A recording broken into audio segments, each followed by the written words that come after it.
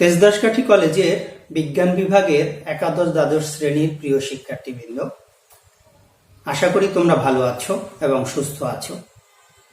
বিগত ক্লাসে আমাদের রসায়নের প্রথম পত্রের তৃতীয় অধ্যায় থেকে আলোচ্য বিষয় ছিল অরবিটালের অধিক্রমণ, সমযোজী বন্ধনের শ্রেণীবিভাগ এবং হাইব্রিডাইজেশনের সূচনা অংশটি। প্রিয় শিক্ষার্থীবৃন্দ, আজকে আমাদের আলোচ্য বিষয় হাইব্রিডাইজেশন। আমরা গত ক্লাসে কয় ধরনের বা কি হাইব্রিডাইজেশন হতে পারে বা আমাদের আলোচ্য বিষয় আছে সে নিয়ে আমি বলেছিলাম যে আমরা sp3, sp2, sp, dsp2, dsp3, d2sp3 এবং d3sp3 এই হাইব্রিডাইজেশন সম্পর্কে আলোচনা করব।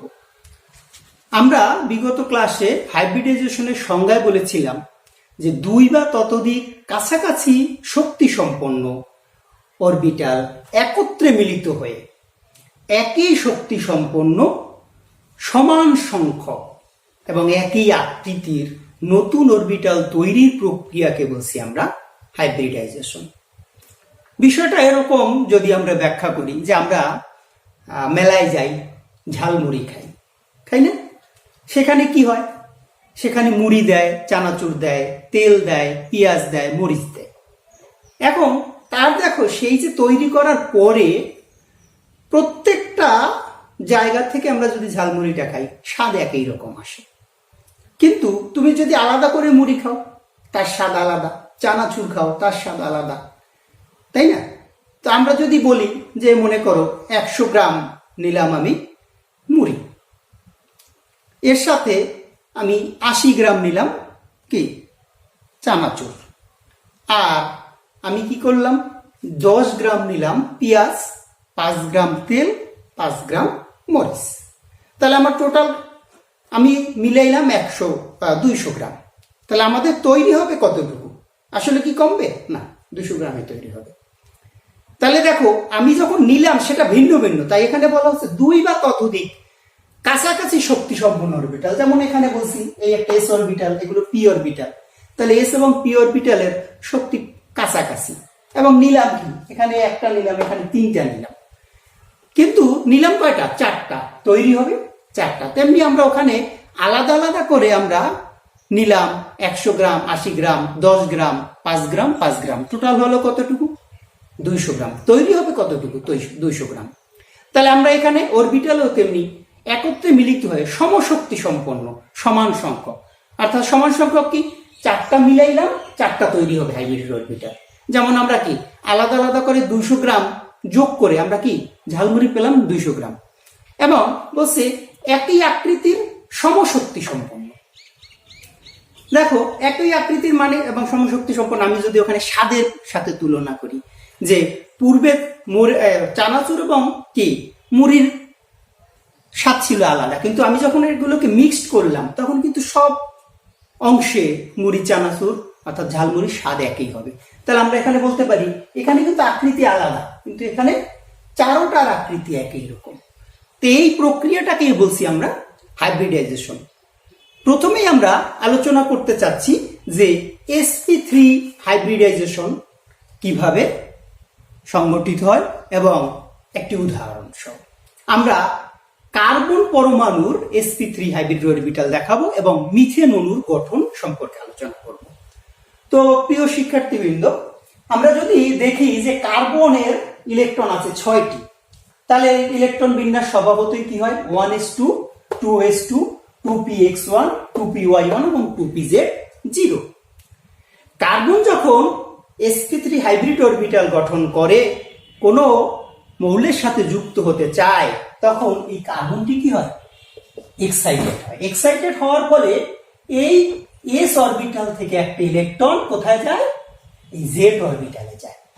এবং দেখো এই যোজনীয় স্তরে এস, 2s, 2px, 2py এবং 2pz এই অরবিটাল গুলো প্রায় সমান শক্তি সম্পন্ন এবং এরা কি করে?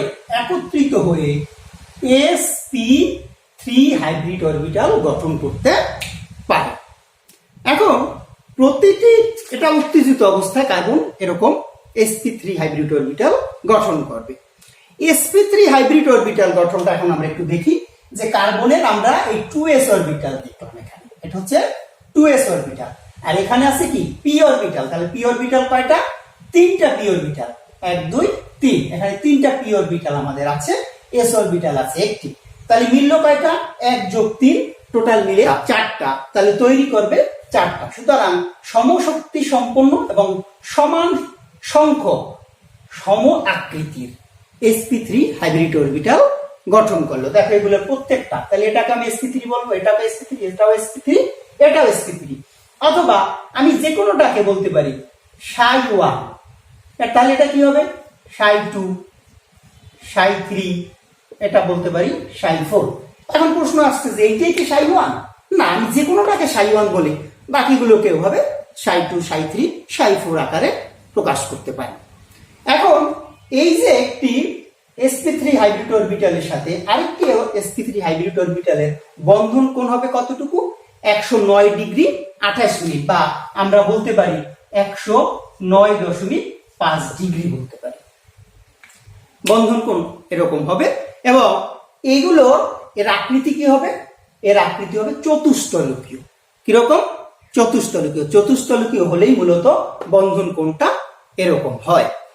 তো এখন এর কারণটা কি? কারণ হচ্ছে দেখো আমরা বলছি যে সমশক্তির অরবিটাল তৈরি করবে, সুতরাং এই প্রত্যেকটা অরবিটালে একটা করে ইলেকট্রন আছে। কিভাবে? আমরা দেখছি এখানে 4টা অরবিটাল এই ইলেকট্রন আছে, এসে একটি, পিতে 3টি, তাহলে এখানে 4টা ইলেকট্রন কি 4টি হাইব্রিড অরবিটালে অবস্থান করবে এবং পরস্পরকে কি হবে? সমানভাবে বিকর্ষণ করবে। এই সমানভাবে বিকর্ষণ করার ফলেই মূলত বন্ধন কোণটা 109 ডিগ্রি 28 মিনিট হয়ে থাকে।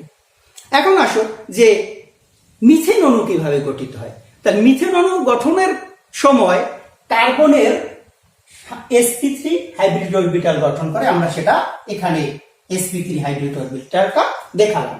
এখন আমরা জানি যে সমযোজী বন্ধন গঠন করতে 2টি ইলেকট্রন লাগে। তা আমরা জানি যে এখানে প্রত্যেকটা অরবিটালে, হাইব্রিড অরবিটালে একটা করে ইলেকট্রন আছে, আর তোমার হাইড্রোজেনে আছে একটা ইলেকট্রন। সুতরাং আমার কি লাগবে? 4টা হাইড্রোজেন এখানে যোগ হতে পারবে। 4টা হাইড্রোজেন এই কার্বনের sp3 হাইব্রিড অরবিটালের সাথে মিলিত হয়ে বা সামনাসামনি অধিক্রমণের ফলে কি করে? মিথেন অণু গঠন করে। এই মিথেন অণুর বন্ধন কোণ তাহলে কি হবে? হাইড্রোজেন কার্বন হাইড্রোজেন, এই বন্ধন কোণ হবে 109.5 ডিগ্রি বা 109 ডিগ্রি 28 মিনিট। এখন এই দুইটার ভিতরে একটু পার্থক্য আছে, যেমন আমরা বলি 30 ডিগ্রি সমান 30 মিনিট সমান হাফ ডিগ্রি, বা 60 মিনিট সমান 1 ডিগ্রি। তাহলে এখানে 28 আছে, এই জন্য এখানে 0.5 লিখে অবশ্যই আমাদের কি করতে হয়? প্রায় লিখতে হয়। এই জন্য আমরা পারলে এই একুরেট মানটা লিখব। তো এভাবে মিথেন অণু গঠন করতে পারে, এবং এটা হচ্ছে একটি চতুস্তলকীয় গঠন। এইগুলো আমাদের sp3 হাইব্রিডাইজেশন এর মাধ্যমে মিথেন অণুর গঠন প্রক্রিয়া। প্রিয় শিক্ষার্থীবৃন্দ, এখন আমরা যাব যে sp2 হাইব্রিডাইজেশন কি এবং এর একটি উদাহরণ এবং একটি যৌগ গঠন আমরা দেখাবো। sp2 হাইব্রিডাইজেশন তাহলে আমরা বলতে পারি কি যে কোন পরমাণুর যোজ্যতা স্তরের একটি s এবং 2টি p অরবিটাল সংমিশ্রিত হয়ে সমশক্তি সম্পন্ন 3টি অরবিটাল তৈরির প্রক্রিয়াকে বলছি আমরা কি? sp2 hybridization. sp2 হাইব্রিডাইজেশন আমরা যদি ইথিলিন অণুর ক্ষেত্রে আমরা এটা ব্যাখ্যা করতে পারবো, এবং সেক্ষেত্রে কার্বন দিয়েই আমরা, তাহলে কার্বনের প্রাথমিকভাবে আমরা ইলেকট্রন বিন্যাস দেখছিলাম। তো কার্বন যদি উত্তেজিত হয় তাহলে এভাবে 1s2, 2s1, 2px1, 2py1 এবং 2pz1 এভাবে ইলেকট্রন অবস্থান করে। এই ক্ষেত্রে কি করে? s একটি এবং p এর 2টি, px এবং py, আমরা স্বাভাবিকভাবে এটা নিয়ে থাকি px এবং py, এরা হাইব্রিডাইজেশনে অংশগ্রহণ করে কি তৈরি করে? sp2 হাইব্রিড অরবিটাল গঠন করে। দেখো 2pz কিন্তু একটি মুক্ত ইলেকট্রন থেকে যায়, 2pz একটি মুক্ত ইলেকট্রন থেকে যায়। তাহলে আমরা একটু চিত্রটা যদি আঁকি, এটা গেল আমার এস প্লাস, এখানে যদি আমরা এটা হচ্ছে পি, এটা পি অরবিটাল, তো এখান থেকে এস একটি পি দুটি, তাহলে তৈরি করবে কি sp2 সংকরণ হবে, sp2 সংকরণ। তাহলে তিনটা মিলছে তৈরি করবে কয়টা?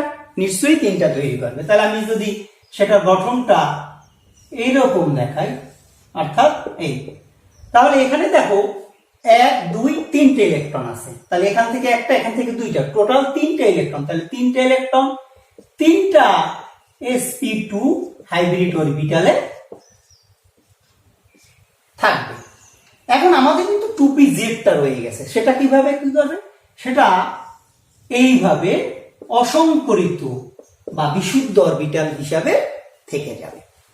এই হচ্ছে আমাদের কি sp2 হাইব্রিড অরবিটালের গঠন প্রক্রিয়া। এখন আমরা এক্ষেত্রে ইথিলিন অণু দেখব। তাই ইথিলিন অণুটা কি? CH2, তাহলে কি এই কার্বনটারও sp2 হাইব্রিডাইজেশন হবে, এটারও sp2 হাইব্রিডাইজেশন হবে। তাহলে আমরা একটা কার্বনের দেখলাম sp2 হাইব্রিডাইজেশন গঠন করলো, আমি এখানে ওই অরবিটালটাকে রাখবো। তো সেক্ষেত্রে এই অরবিটালটা এভাবে আছে, আমরা একটু এটা বিশুদ্ধ অরবিটালটা একটু আমরা এভাবে আঁকলাম। তাহলে এই একটা sp2, এই একটা sp2, এখানে একটা, এখানে একটা, এখানে একটা, এটাকে কি গেল sp2 sp2 sp2। এর সাথে আমার এটা গেল একটা কার্বন, আর একটা কার্বনের sp2 হাইব্রিড অরবিটাল আমরা দেখব। সেই ক্ষেত্রে আমরা কি করলাম, উল্টো ভাবে, এটা ঠিক উল্টো ভাবে আঁকলাম, ব্যাস। তাহলে এখানে একটা ইলেকট্রন, এইটা sp2 sp2 sp2 হয়ে গেল। এখন এই ক্ষেত্রে আমার আর কি লাগবে? দুইটা হাইড্রোজেন, এখানেও দুইটা হাইড্রোজেন, তাহলে দুইটা করে হাইড্রোজেন লাগবে। তাহলে আমি এখানে দুইটা হাইড্রোজেন নিলাম, যোগ এটা যোগ এটা, আবার এখানে কি করলাম? দুইটা হাইড্রোজেন নিলাম। তাহলে দেখো কিভাবে যৌগটি গঠিত হলো। এখন দেখো যে এই sp2 হাইব্রিড অরবিটাল এবং এই sp2 হাইব্রিড অরবিটাল একই অক্ষ বরাবর আছে, তাহলে এরা কি করতে পারবে? মুখোমুখি অধিক্রমণ করতে পারবে। আমরা একটু অধিক্রমণটা এখানে যদি দেখাই,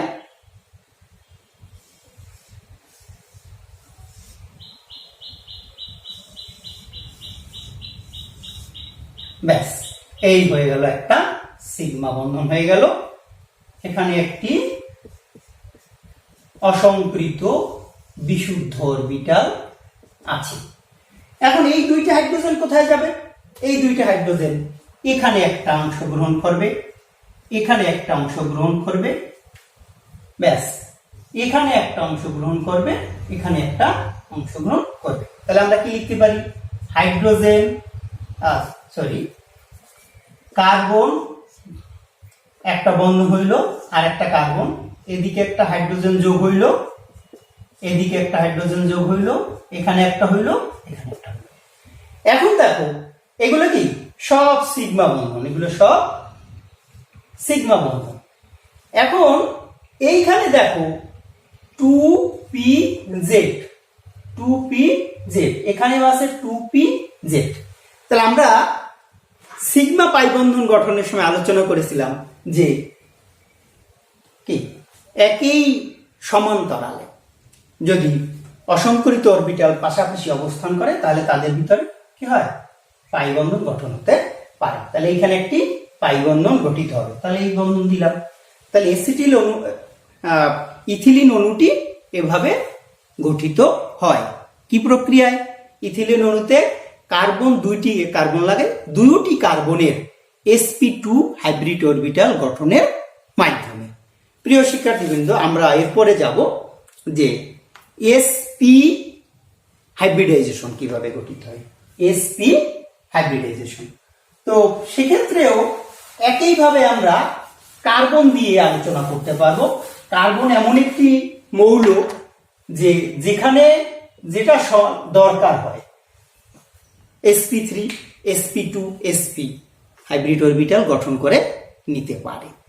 তো sp হাইব্রিডাইজেশনের ক্ষেত্রে আমরা সংজ্ঞায় বলতে পারি যে কোনো পরমাণুর যোজ্যতা স্তরের একটি s এবং একটি p অরবিটাল সংমিশ্রণের ফলে সমশক্তি সম্পন্ন দুটি অরবিটাল তৈরি করার প্রক্রিয়াকে বলে sp হাইব্রিডাইজেশন। এক্ষেত্রে বন্ধন কোণ হবে 180 ডিগ্রি, আর sp2 ক্ষেত্রে বন্ধন কোণটা ছিল 120 ডিগ্রি। যাই হোক, এখন আমরা সেই গঠন প্রক্রিয়া যদি বলি যে কার্বনের ক্ষেত্রে এক্সাইটেড অবস্থায় এভাবে অবস্থান করবে, এখান থেকে একটি s এবং একটি p মিলে sp হাইব্রিড অরবিটাল গঠন করবে। দেখো y এবং z এরা হাইব্রিডাইজেশনে অংশগ্রহণ করে না, বিশুদ্ধ অরবিটাল রূপে থাকে। তো সেক্ষেত্রে আমরা s নিলাম, তিনটি p নিলাম। তো যেহেতু দুইটি অরবিটাল অংশগ্রহণ করবে s এবং p তৈরি করবে sp সংকরণ, তাহলে সেই সংকরণের ক্ষেত্রে ব্যাস হয়ে গেল এই একটা sp অরবিটাল হাইব্রিড, এই একটা sp হাইব্রিড অরবিটাল। তাহলে আমার কি থেকে গেল? এই আমার বিশুদ্ধ অরবিটাল থেকে গেল y এবং z। তাহলে আমি এটা বলতে পারি 2pz 2py। এই হচ্ছে আমাদের কি sp হাইব্রিড অরবিটালের গঠন প্রক্রিয়া। এখন আমরা এখান থেকে কিভাবে উদাহরণ হিসাবে অ্যাসিটিলিন অণুটা দেখাতে পারি যে 3 বন্ধন CH, এটা যদি আমরা ব্যাখ্যা করতে চাই তাহলে এখানেও স্বভাবতই দুইটা কার্বন আছে, তাহলে দুইটা কার্বনের ক্ষেত্রে এই sp হাইব্রিডাইজেশন হবে। আরেকটি হচ্ছে যেখানে একটি ইলেকট্রন থাকবে। তো আমরা যদি কি করি, এরকম এই কার্বনটার sp হাইব্রিডাইজেশন চিত্রটা আমরা যদি আঁকি,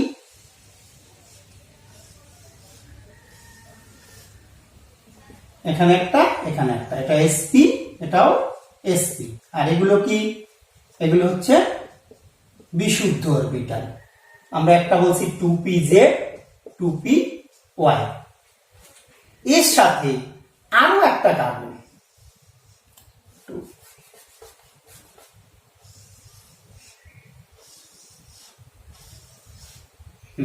এটা একটা sp sp, তাহলে এখানে একটা করে ইলেকট্রন আছে, ব্যাস। তাহলে আমার লাগবে কি, এখানে একটা হাইড্রোজেন, এখানে একটা হাইড্রোজেন। তাহলে কিভাবে হচ্ছে দেখো, এই sp হাইব্রিড অরবিটালটি এই sp হাইব্রিড অরবিটালটির মুখোমুখি অধিক্রমণ সম্ভব, ব্যাস। এই হয়ে গেল আমার একটা বন্ধন, তাহলে কার্বন এক বন্ধন আমার কমপ্লিট হয়ে গেল। এখানে একটি হাইড্রোজেন, এখানে একটি হাইড্রোজেন, এখানে একটি হাইড্রোজেন, ব্যাস। এখন এই যে আমার অসংকৃত অরবিটাল গুলো আছে, ব্যাস, এখানে এই অরবিটালের সাথে এই অরবিটাল, আর এটার সাথে, তাহলে এখানে কি দুইটা পাই বন্ধন গঠন করে এই প্রক্রিয়ায় অ্যাসিটিলিন অণু গঠন করতে পারে। এবং দেখো এই যৌগটি কি হচ্ছে, লম্বা লম্বা সরল রৈখিক যৌগ গঠন করে। এভাবে আমরা হাইব্রিডাইজেশনের মাধ্যমে কার্বন দিয়ে sp3 sp2 এবং sp হাইব্রিডাইজেশন ব্যাখ্যা করতে পারি। তাহলে sp3 এর ক্ষেত্রে যদি কার্বন যদি sp3 হাইব্রিড অরবিটাল গঠন করে তাহলে সেটা মিথেন অণু গঠন প্রক্রিয়া দেখানো সম্ভব। কার্বন পরমাণুটি যদি sp2 হাইব্রিড অরবিটাল গঠন করে তাহলে আমরা ইথিলিন অণুর গঠন প্রক্রিয়া দেখাতে পারি। আর কার্বন পরমাণুটি যদি sp হাইব্রিড অরবিটাল গঠন করে তাহলে আমরা এসিটিলিন অণুর গঠন প্রক্রিয়াটি দেখাতে পারি। প্রিয় শিক্ষার্থীবৃন্দ, বাকি হাইব্রিডাইজেশনগুলো আমরা পরের ক্লাসে আলোচনা করব। এই অংশগুলো তোমরা ভালোভাবে আয়ত্ত করো এবং লিখে লিখে এটাকে আয়ত্ত করার চেষ্টা করো। তোমাদের সবাইকে ধন্যবাদ। তোমরা ভালো থাকো, সুস্থ থাকো।